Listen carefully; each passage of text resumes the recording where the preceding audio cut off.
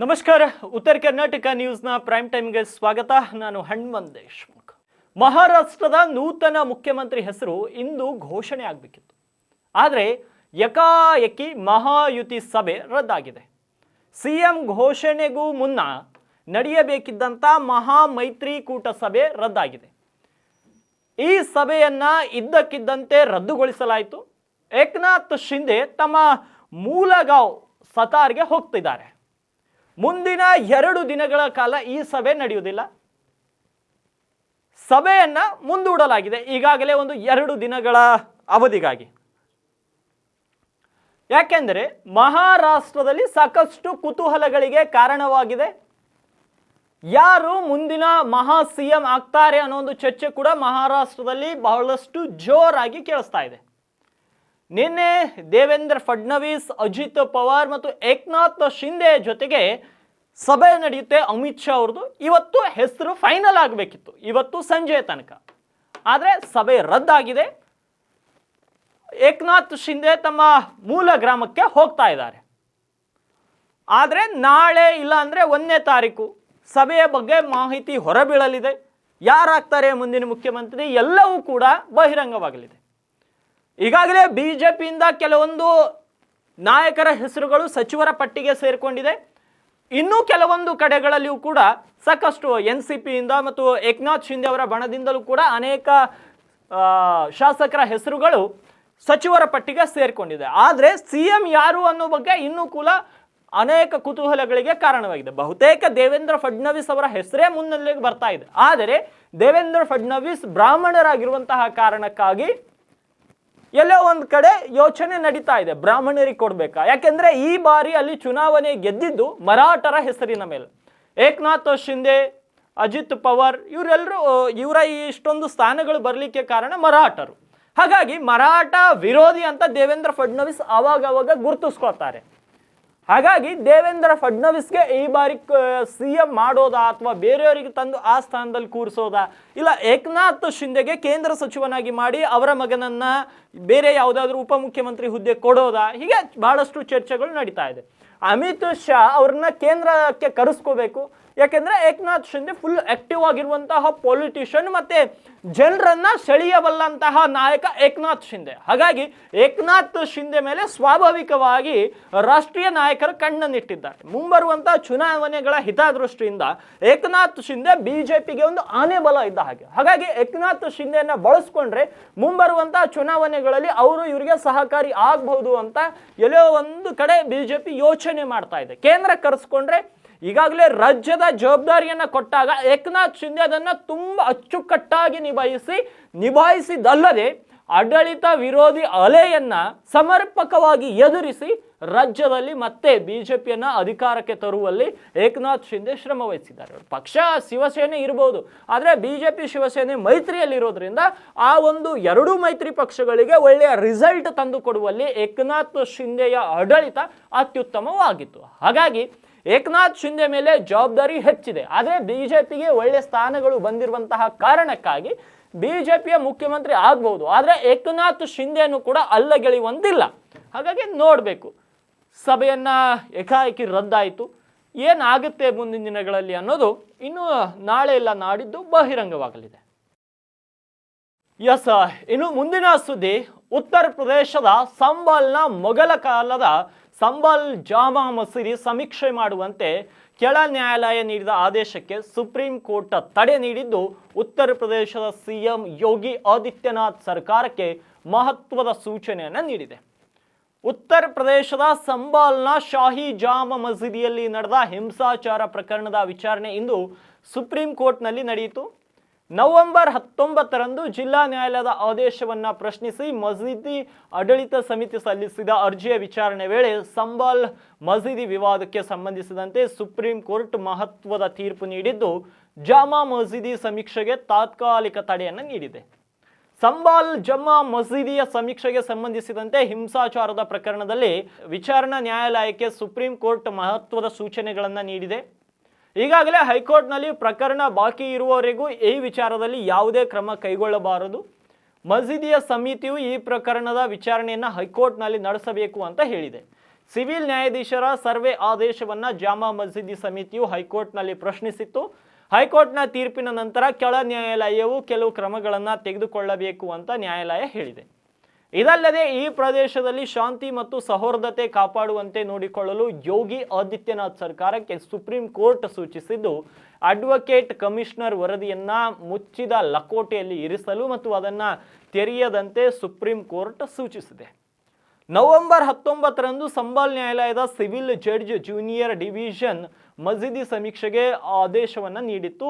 November 24ರಂದು ಸಮೀಕ್ಷಾ ತಂಡವು ಜಾಮಾ ಮಸೀದಿಯನ್ನ ತಲುಪಿದ್ದಾಗ ಜಾಮಾ ಮಸೀದಿಯಲ್ಲಿದ್ದ ಜನರು ಮತ್ತು ಪೊಲೀಸರ ನಡುವೆ ಸಂಘರ್ಷ ಸಂಭವಿಸಿತು. ನಂತರ ಹಿಂಸಾಚಾರ ನಡೆಯಿತು. ಈ ಘಟನೆಯಲ್ಲಿ 6 ಜನರು ಸಾವನ್ನಪ್ತಾರೆ.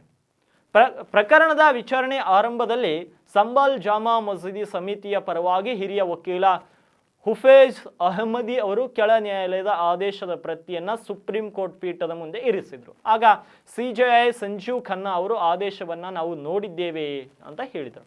ಅಲ್ಲದೆ ಪ್ರಕರಣದ ಬಗ್ಗೆ ಯಾವುದೇ ಪ್ರತಿಕ್ರಿಯೆ ನೀಡುವುದಿಲ್ಲ. ಮಸೀದಿ ಸಮಿತಿಯು ತನ್ನ ಕಾನೂನು ಆಯ್ಕೆಗಳನ್ನು ಬಳಸಲು ಅವಕಾಶ ಪಡೆಯಬೇಕು. ಇದು ಜಿಲ್ಲಾ ನ್ಯಾಯಾಲಯ ಆಗಿರಲಿ ಅಥವಾ ಹೈಕೋರ್ಟ್ ಆಗಿರಬಹುದು ಅಂತ ಹೇಳಿದ್ದಾರೆ. ಸರ್ಕಾರದ ಪರವಾಗಿ ಹಾಜರಾದ ಹೆಚ್ಚುವರಿ ಸಾಲಿಸಿಟರ್ ಜನರಲ್ KM ನಟರಾಜ್ ಅವರಿಗೆ ಕೆಲವು ಸೂಚನೆಯನ್ನ ನೀಡಿದಂತ ಸಿಜೆಐ ಖನ್ನಾ ಅವರು, ಈ ಹಂತದಲ್ಲಿ ನಾವು ಏನನ್ನ ಹೇಳಲು ಬಯಸುವುದಿಲ್ಲ ಮತ್ತು ಈ ಪ್ರಕರಣವನ್ನ ಬಾಕಿ ಇಡುತ್ತೇವೆ. ಆದರೆ ಈ ಪ್ರದೇಶದಲ್ಲಿ ಪರಿಸ್ಥಿತಿ ಉತ್ತಮವಾಗಿ ಶಾಂತಿಯಿಂದ ಇರಬೇಕು ಎಂಬುದು ನೆನಪಿನಲ್ಲಿಡಿ. ಸಾಮರಸ್ಯವನ್ನ ಕಾಪಾಡಿಕೊಳ್ಳಬೇಕು. ನೀವು ನಿಷ್ಪಕ್ಷಪಾತವಾಗಿ ಉಳಿಯಬೇಕು ಅಂತ ನ್ಯಾಯಾಲಯ ಹೇಳಿದೆ. 2 ಸಮುದಾಯಗಳ ಸದಸ್ಯರನ್ನ ಒಳಗೊಂಡಂತ ಶಾಂತಿ ಸಮಿತಿ ರಚಿಸಲು ಸೂಚಿಸಿದಂತ ಸುಪ್ರೀಂ ಕೋರ್ಟ್ ಆದೇಶವನ್ನ ಪ್ರಶ್ನಿಸುವ ಹಕ್ಕು ಅರ್ಜಿದಾರರಿಗೆ ಇದೆ. ಇದು ಆರ್ಡರ್ 41ರ ಅಡಿಯಲ್ಲಿದೆ. ಅದರಿಂದ ನೀವು ಮೊದಲ ಬಾರಿಗೆ ಮೇಲ್ಮನವಿಯನ್ನ ಸಲ್ಲಿಸಲು ಸಾಧ್ಯವಿಲ್ಲ ಅಂತ ಹೇಳಿದೆ. ಹಾಗಾಗಿ ನೋಡಬೇಕು ಮುಂದಿನ ದಿನಗಳಲ್ಲಿ ಈ ಒಂದು ಮಸೀದಿಯ ವಿಚಾರ ಎಲ್ಲಿಗೆ ಬರುತ್ತೆ ಅಂತ. ಇವತ್ತು ಮುಖ್ಯಮಂತ್ರಿ ಸಿದ್ದರಾಮಯ್ಯನವರು ನವದೆಹಲಿಯಲ್ಲಿ ಪ್ರಧಾನಿ ಮೋದಿ ಅವರನ್ನ ಭೇಟಿ ಮಾಡಿದ್ರು. ಉಭಯ ನಾಯಕರು ಕುಶಲೋಪರಿ ವಿಚಾರಿಸಿದ್ರು. ಇನ್ನು ಇದೇ ವೇಳೆ ಮುಖ್ಯಮಂತ್ರಿ ಸಿದ್ದರಾಮಯ್ಯನವರು ಕರ್ನಾಟಕದ ಪ್ರಮುಖ ವಿಷಯಗಳ ಕುರಿತು ಚರ್ಚೆ ನಡೆಸಿ ಅನುದಾನ ಒದಗಿಸುವಂತೆ ನರೇಂದ್ರ ಮೋದಿ ಅವರಿಗೆ ಮನವಿ ಮಾಡಿದ್ದಾರೆ. ಅನುದಾನ ಕರ್ನಾಟಕಕ್ಕೆ ಹೆಚ್ಚುವರಿ ನೀರಾವರಿ ಯೋಜನೆಗೆ ಸಂಬಂಧಿಸಿದಂತೆ ಮೋದಿ ಮುಂದೆ ಅವರು ಹಲವು ಬೇಡಿಕೆಗಳನ್ನು ಇಟ್ಟಿದ್ದಾರೆ. ನಬಾರ್ಡ್ನ ನೆರವು ಕಡಿಮೆ ಮಾಡಿರುವುದನ್ನು ಸರಿಪಡಿಸಬೇಕು. ಭದ್ರಾ ಮೇಲ್ದಂಡೆ ಯೋಜನೆಗೆ ಈ ಹಿಂದೆ ಘೋಷಣೆ ಮಾಡಿದಂತೆ ಅನುದಾನವನ್ನು ಕೂಡಲೇ ಒದಗಿಸಬೇಕು. ಮಹದಾಯಿ ಸಹಿತ ಕರ್ನಾಟಕದ ನೀರಾವರಿ ಯೋಜನೆಗಳಿಗೆ ಅನುಮತಿಯನ್ನು ಕೊಡಿಸಬೇಕು. ಕರ್ನಾಟಕದ ಎಲ್ಲ ಮಹಾನಗರಗಳ ಅಭಿವೃದ್ಧಿಗೆ ಪೂರಕವಾಗಿ ಅನುದಾನ ಒದಗಿಸಬೇಕು. ಇದಕ್ಕೆ ಪ್ರಧಾನಿ ಅವರು ಪೂರಕವಾಗಿ ಸ್ಪಂದಿಸಿದ್ದಾರೆ ಅಂತ ಸಿದ್ದರಾಮಯ್ಯನವರು ಹೇಳಿದ್ದಾರೆ. ಹಾಗಾಗಿ ಸಿದ್ದರಾಮಯ್ಯನವರು ನರೇಂದ್ರ ಮೋದಿಯ ಮುಂದೆ ಇಟ್ಟಂತಹ ಬೇಡಿಕೆಗಳು ಏನು ಒಂದೊಂದಾಗಿ ನೋಡ್ತಾ ಹೋದರೆ, ಅಲ್ಪಾವಧಿ ಬೆಳೆ ಸಾಲ ವಿತರಣೆಗೆ ಸಾಧ್ಯವಾಗುವಂತೆ ಪ್ರಸಕ್ತ ಸಾಲಿನಲ್ಲಿ ರಾಜ್ಯಕ್ಕೆ ಒದಗಿಸಿರುವಂತಹ ನಬಾರ್ಡ್ ನೆರವು ಕಡಿತಗೊಳಿಸಿರುವುದರಿಂದ ರಾಜ್ಯದ ರೈತಾಪಿ ವರ್ಗ ಸಂಕಷ್ಟಕ್ಕೆ ಈಡಾಗಿದೆ. ಹಾಗಾಗಿ 2023 ಮತ್ತು 2024ನೇ ಸಾಲಿನಲ್ಲಿ 5,600 ಕೋಟಿಗಳನ್ನು ಮಂಜೂರು ಮಾಡಲಾಗಿತ್ತು. ಆದರೆ 2024 ಮತ್ತು 2025ರ ಸಾಲಿನಲ್ಲಿ ಕೇವಲ 2,340 ಕೋಟಿಗಳನ್ನು ಮಂಜೂರು ಮಾಡಲಾಗಿದೆ. ಇದರಿಂದ ನಬಾರ್ಡ್ ನೆರವು ಪ್ರಸಕ್ತ ಸಾಲಿನಲ್ಲಿ 58% ಕಡಿತವಾಗಿದೆ. ರಾಜ್ಯವು ಹೆಚ್ಚುವರಿ ಬಡ್ಡಿ ಸಹಾಯಧನವು ನೀಡದ ಹೊರತು ಇದು ರಾಜ್ಯದ ರೈತಾಪಿ ವರ್ಗದ ಆರ್ಥಿಕ ವೆಚ್ಚದ ಮೇಲೆ ಗಂಭೀರ ಪರಿಣಾಮ ಬೀರುವುದಲ್ಲದೆ ರಾಜ್ಯದಲ್ಲಿ ಆರ್ಥಿಕ ಪರಿಣಾಮ ಉಂಟಾಗಬಹುದು. ಅದರಿಂದ ಈ ಕೂಡಲೇ ನೆರವು ಹೆಚ್ಚಿಸಲು ಕೇಂದ್ರ ಹಣಕಾಸು ಸಚಿವೆ ನಿರ್ಮಲಾ ಸೀತಾರಾಮನ್ ಅವರನ್ನ ಭೇಟಿ ಮಾಡಿ ಮನವಿ ಸಲ್ಲಿಸಲಾಗಿದೆ. ರಾಜ್ಯದ ರೈತರು ಅಲ್ಪಾವಧಿ ಬೆಳೆ ಸಾಲಗಳನ್ನು ಪಡೆಯಲು ಯಾವುದೇ ರೀತಿಯ ತೊಂದರೆಯಾಗದಂತೆ ತಾವು ಹಣಕಾಸು ಸಚಿವಾಲಯಕ್ಕೆ ಸೂಕ್ತ ನಿರ್ದೇಶನ ನೀಡುವಂತೆ ಮನವಿಯನ್ನ ಮಾಡಿದ್ದಾರೆ. ಏನು ಎರಡನೇದು, ಈ ಮೊದಲೇ ತಮ್ಮಲ್ಲಿ ಮನವಿ ಮಾಡಿರುವಂತೆ ಭದ್ರಾ ಮೇಲ್ದಂಡೆ ಯೋಜನೆಗೆ ಸಂಬಂಧಿಸಿದಂತೆ 2023 ಮತ್ತು 24ರ ಕೇಂದ್ರ ಬಜೆಟ್ನಲ್ಲಿ ಅನುಮೋದನೆಯಾಗಿರುವಂತಹ 5,300 ಕೋಟಿ ಅನುದಾನ ಬಿಡುಗಡೆ ಮಾಡುವಂತೆ ಕೇಂದ್ರ ಹಣಕಾಸು ಸಚಿವರು ಭರವಸೆ ಈವರೆಗೆ ಈಡೇರಿಲ್ಲ. ತ್ವರಿತ ನೀರಾವರಿ ಲಾಭ ಕಾರ್ಯಕ್ರಮದಡಿಯಲ್ಲಿ ನೆರವು ಒದಗಿಸಲು ಸಚಿವ ಸಂಪುಟದಿಂದ ಟಿಪ್ಪಣಿಯನ್ನ ಸಿದ್ಧ ಮಾಡಿರುವ ಬಗ್ಗೆ ತಿಳಿದು ಬಂದಿದೆ. ಪ್ರಸ್ತಕ ಯೋಜನೆ ಶೀಘ್ರ ಅನುಮೋದನೆಗೊಂಡಲ್ಲಿ ಭದ್ರಾ ಮೇಲ್ದಂಡೆ ಯೋಜನೆ ವ್ಯಾಪ್ತಿಗೆ ಒಳಪಡುವ ಮಧ್ಯ ಕರ್ನಾಟಕ ಕೃಷಿ ಭೂಮಿಗೆ ನೀರಾವರಿ ಸೌಲಭ್ಯ ಕಲ್ಪಿಸಲು ಅನುಕೂಲವಾಗುತ್ತದೆ. ಅದರಿಂದ ಈ ಪ್ರಸ್ತಾವನೆಗೆ ಶೀಘ್ರ ಅನುಮೋದನೆ ನೀಡುವಂತೆ ಮೋದಿಗೆ ಸಿದ್ದರಾಮಯ್ಯನವರು ಮನವಿಯನ್ನು ಮಾಡಿದ್ದಾರೆ. ಇನ್ನು ಮೂರನೇ ವಿಷಯ, ಶುಷ್ಕ ವಲಯಕ್ಕೆ ಸೇರಿದಂಥ ಕರ್ನಾಟಕ ರಾಜ್ಯದ ಕೆಲವೊಂದು ಕಡೆ ನೀರಾವರಿ ಸೌಲಭ್ಯ ಸಾಮರ್ಥ್ಯಗಳನ್ನು ಸಬಲಗೊಳಿಸುವುದು ಅತ್ಯಗತ್ಯವಾಗಿದೆ. ಈ ಕಾರ್ಯವನ್ನು ಬಹುತೇಕ ರಾಜ್ಯವು ತನ್ನ ಸಂಪನ್ಮೂಲಗಳಿಂದಲೇ ಭರಿಸುತ್ತಿದೆ. ಆದರೆ ಜಲಶಕ್ತಿ ಸಚಿವಾಲಯ ಹಾಗೂ ಪರಿಸರ, ಅರಣ್ಯ ಮತ್ತು ಹವಾಮಾನ ಬದಲಾವಣೆ ಸಚಿವಾಲಯಗಳಲ್ಲಿ ಯೋಜನೆಗಳ ತಿರುವಳಿ ಬಾಕಿ ಇರುವುದು ನಮ್ಮ ಯೋಜನೆಗಳನ್ನು ವಿಳಂಬ ಮಾಡಿದೆ. ಕಾವೇರಿ ನದಿ ಪಾತ್ರದ ಮೇಕೆದಾಟು ಯೋಜನೆ ಹಾಗೂ ಮಹಾದಾಯಿ ನದಿಯ ಕಳಸಾ ಬಂಡೂರಿ ಯೋಜನೆಗಳತ್ತ ತಾವು ತುರ್ತು ಗಮನ ಹರಿಸಬೇಕಿದೆ ಮತ್ತು ಜಲಶಕ್ತಿ ಹಾಗೂ ಅರಣ್ಯ ಪರಿಸರ ಸಚಿವಾಲಯಗಳಿಂದ ಶೀಘ್ರ ತಿರುವಳಿ ದೊರಕಿಸಿಕೊಡಲು ಸಿದ್ದರಾಮಯ್ಯನವರು ನರೇಂದ್ರ ಮೋದಿ ಅವರಿಗೆ ಕೋರಿದ್ದಾರೆ. ಇನ್ನು ನಾಲ್ಕನೇ ವಿಷಯ, 15ನೇ ಹಣಕಾಸು ಆಯೋಗ ಕರ್ನಾಟಕ ರಾಜ್ಯಕ್ಕೆ ಸರಿಯಾದ ನ್ಯಾಯ ಒದಗಿಸುತ್ತಿಲ್ಲ ಎಂದು ತಾವು ನಿರಂತರವಾಗಿ ಪ್ರಸ್ತಾಪಿಸುತ್ತಾ ಬಂದಿದ್ದೇವೆ. ತೆರಿಗೆ ಹಂಚಿಕೆಯಲ್ಲಿ ರಾಜ್ಯದ ಪಾಲನ್ನು %1 ಕಡಿಮೆ ಮಾಡಿರುವ ಶಿಫಾರಸನ್ನು ಹಣಕಾಸು ಇಲಾಖೆ ಸರಿಪಡಿಸಬೇಕಾಗಿದೆ. ಹಣಕಾಸು ಆಯೋಗವು ರಾಜ್ಯಕ್ಕೆ ಹಂಚಿಕೆ ಮಾಡಿರುವುದಕ್ಕೆ ಕಡಿಮೆಯಾಗಿದೆ.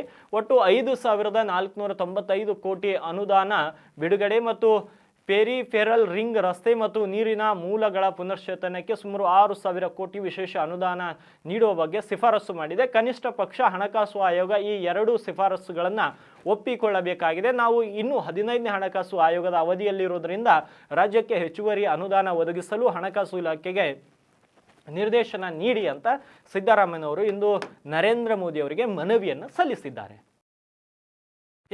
ಕರ್ನಾಟಕ ಬಿಜೆಪಿಯಲ್ಲಿ ಅಂತರ್ಯುದ್ಧ, ಬಣ ಬಡಿದಾಟ ಜೋರಾಗಿದೆ. ಶಾಸಕ ಬಸನಗೌಡ ಪಾಟೀಲ್ ಯತ್ನಾಳ್ ಮತ್ತು ರಾಜ್ಯಾಧ್ಯಕ್ಷ BY ವಿಜೇಂದ್ರ ನಡುವಿನ ಬಹಿರಂಗ ಆರೋಪ ಪ್ರತ್ಯಾರೋಪಗಳು ಜೋರಾಗಿದ್ದು, ಇದು ದೆಹಲಿಯ ಹೈಕಮಾಂಡ್ ನಾಯಕರ ಗಮನಕ್ಕೂ ಬಂದಿದೆ. ಎಲ್ಲವನ್ನ ಅರಿತಂತ ವರಿಷ್ಠರು ಬಣ ಕಿತ್ತಾಟಕ್ಕೆ ಬ್ರೇಕ್ ಹಾಕುವುದಕ್ಕೆ ಟೈಮ್ ಫಿಕ್ಸ್ ಮಾಡಿಬಿಟ್ಟಿದ್ದಾರೆ. ಡಿಸೆಂಬರ್ನಲ್ಲಿ ನಡೆಯಲಿರುವಂತಹ ಕೋರ್ ಕಮಿಟಿ ಸಭೆಯಲ್ಲಿ ಎಲ್ಲವನ್ನ ಚರ್ಚೆ ಮಾಡಿ ಹೈಕಮಾಂಡ್ ಗಮನಕ್ಕೆ ತರಲು ಪ್ಲಾನ್ ಮಾಡಲಾಗಿದೆ. ಇದರ ಮಧ್ಯೆ ಇದೀಗ ಶಾಸಕ ಯತ್ನಾಳ್ ಪ್ರತ್ಯಕ್ಷ ಹೋರಾಟಕ್ಕೆ ಕೌಂಟರ್ ಆಗಿ ವಿಜೇಂದ್ರ ಆಪ್ತರು ಬೃಹತ್ ಸಮಾವೇಶಕ್ಕೆ ಸಜ್ಜಾಗಿದ್ದಾರೆ.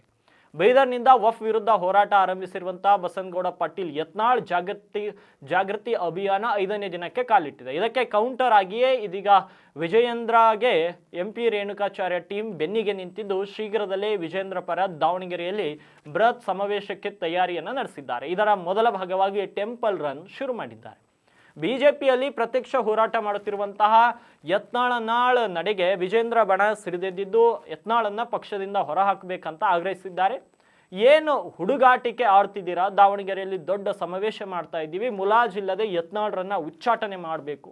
ಬಿಜೆಪಿ ಅಂದ್ರೆ ತುಗ್ಲಕ್ ಪಕ್ಷ ಅಂದ್ಕೊಂಡಿದ್ದೀರಾ? ಕಳೆದ ವಿಧಾನಸಭಾ ಚುನಾವಣೆಯಲ್ಲಿ ಬಿಜೆಪಿ ಸೋಲಿಗೆ ಹರಕು ಬಾಯಿ ಕಾರಣ ಅಂತ MP ರೇಣುಕಾಚಾರ್ಯ ವಾಗ್ದಾಳಿಯನ್ನು ನಡೆಸಿದ್ದಾರೆ. ಮತ್ತೊಂದೆಡೆ ವಿಜಯೇಂದ್ರ ತಂಡದಿಂದ ಸಮಾವೇಶ ಮಾಡುವ ಕುರಿತು ಮಾತನಾಡಿರುವಂತಹ ಯತ್ನಾಳ್ ಏನ್ ಬೇಕಾದರೂ ಮಾಡಲಿ, ಅವರ ಅಪ್ಪನಂತೆ ರ್ಯಾಲಿ ಮಾಡುತ್ತೇನೆ ಅಂತ ಟಾಂಗನ್ನು ಕೊಟ್ಟರು.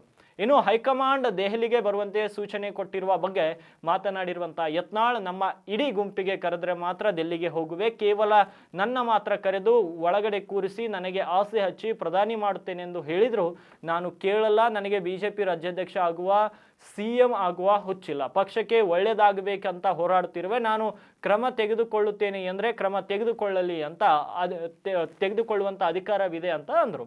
ವಿಜಯೇಂದ್ರ ತಂಡ ಹಾಗೂ ಯತ್ನಾಳ್ ತಂಡ ಮಧ್ಯದ ಹೊಂದಾಣಿಕೆಗಾಗಿ ರಾಜ್ಯ ರಾಜಕಾರಣಕ್ಕೆ ಸೋಮಣ್ಣ ಪ್ರವೇಶದ ಬಗ್ಗೆ ಪ್ರತಿಕ್ರಿಯೆ ನೀಡಿರುವಂಥ ಯತ್ನಾಳ್, ಸೋಮಣ್ಣ ರಾಜ್ಯ ರಾಜಕಾರಣಕ್ಕೆ ಕರೆದುಕೊಂಡು ಬಂದರೆ ನಾವು ಬೇಡ ಅನ್ನುತ್ತೇವ. ಸೋಮಣ್ಣ ಬಂದರೂ ನಮ್ಮ ಉತ್ತರ ಕರ್ನಾಟಕದವರ ಸಹಾಯ ಬೇಕೇ ಅಲ್ವೇ? ವಿಜೇಂದ್ರನ ಮೇಲೆಷ್ಟೇ ಸೋಮಣ್ಣ ಮಾಡಲಾಗುತ್ತಾ? ಲೋಕಸಭಾ ಚುನಾವಣೆಯಲ್ಲಿ ಸೋಮಣ್ಣರನ್ನ ಸೋಲಿಸಲು ಇದೇ ಅಪ್ಪ ಮಕ್ಕಳು ಎಷ್ಟು ಖರ್ಚು ಮಾಡಿದ್ದಾರೆ? ತುಮಕೂರಿನಲ್ಲಿ ನಮ್ಮನ್ನ ಸೋಲಿಸಲು ವಿಜೇಂದ್ರ ಯಡಿಯೂರಪ್ಪ ಎಷ್ಟು ದುಡ್ಡನ್ನು ಕಳಿಸಿದ್ರು ಅಂತ ಸೋಮಣ್ಣನವರೇ ಹೇಳಿದ್ದಾರೆ. ಒಂದು ವೇಳೆ ಸೋಮಣ್ಣ ಬಿಜೆಪಿ ರಾಜ್ಯಾಧ್ಯಕ್ಷರಾಗಿ ಬಂದರೆ ವಿಜೇಂದ್ರ ಯಡಿಯೂರಪ್ಪ ಮೇಲೆ ಏನು ಕ್ರಮ ತೆಗೆದುಕೊಳ್ಳುತ್ತಾರೆ ಎಂದು ನಾನು ಪ್ರಶ್ನೆ ಮಾಡುವೆ ಅಂತ ಅವರು ಸ್ಪಷ್ಟವನ್ನು ಪಡಿಸಿದ್ದಾರೆ. ಹೀಗಾಗಿ ಯತ್ನಾಳ್ ಮತ್ತು ವಿಜೇಂದ್ರ ನಡುವೆ ಇನ್ನೂ ಕೂಡ ಮಾತಿನ ಚಕಮಕಿ, ವಾಕ್ಸಮರ ಮುಂದುವರಿತಾ ಇದೆ. ಇದು ಬಿಜೆಪಿಗೆ ಎಲ್ಲೇ ಒಂದು ಕಡೆ ಸಾಕಷ್ಟು ನಷ್ಟವನ್ನು ಉಂಟು ಮಾಡ್ತಾ ಇದೆ. ಆದರೆ ಬಿಜೆಪಿಯ ಹೈಕಮಾಂಡ್ ನಾಯಕರು ಕೋರ್ ಕಮಿಟಿಯ ಸಭೆಯಲ್ಲಿ ಯಾವ ರೀತಿಯ ನಿರ್ಧಾರವನ್ನು ಕೈಗೊಳ್ಳುತ್ತಾರೆ ಅನ್ನೋದು ಸಾಕಷ್ಟು ಕುತೂಹಲಗಳಿಗೆ ಕಾರಣವಾಗಿದೆ. ಆದರೆ ಬಿಜೆಪಿ ಇಲ್ಲಿಯ ತನಕ ಇವರಿಬ್ಬರ ಹೇಳಿಕೆಗಳಿಗೆ ಬ್ರೇಕ್ ಮಾತ್ರ ಹಾಕಿಲ್ಲ. ಯತ್ನಾಳ್ ಒಂದು ತಂಡ ಮತ್ತು ವಿಜೇಂದ್ರ ಒಂದು ತಂಡ ಮಾಡಿಕೊಂಡು ಅನೇಕ ರೀತಿಯ ಅಭಿಯಾನಗಳು, ಪ್ರಚಾರವನ್ನು ನಡೆಸ್ತಾ ಇದ್ದಾರೆ. ಆದರೆ ಮುಂಬರುವಂತಹ ದಿನಗಳಲ್ಲಿ ಬಿಜೆಪಿ ಹೈಕಮಾಂಡ್ ಇವರನ್ನ ಯಾವ ರೀತಿ ಹಿಡಿದಿಟ್ಟುಕೊಳ್ಳುತ್ತೆ ಅನ್ನೋದನ್ನ ಕಾದು ನೋಡೋಣ. ಇವಾಗಿದ್ದು ಇಂದಿನ ಪ್ರೈಮ್ ಟೈಮ್ನ ಪ್ರಮುಖ ಸುದ್ದಿಗಳು. ಮತ್ತೆ ನಾಳೆ ಭೇಟಿ ಆಗ್ತೀನಿ ಉತ್ತರ ಕರ್ನಾಟಕ ನ್ಯೂಸ್ನ ಪ್ರೈಮ್ ಟೈಮ್ನಲ್ಲಿ.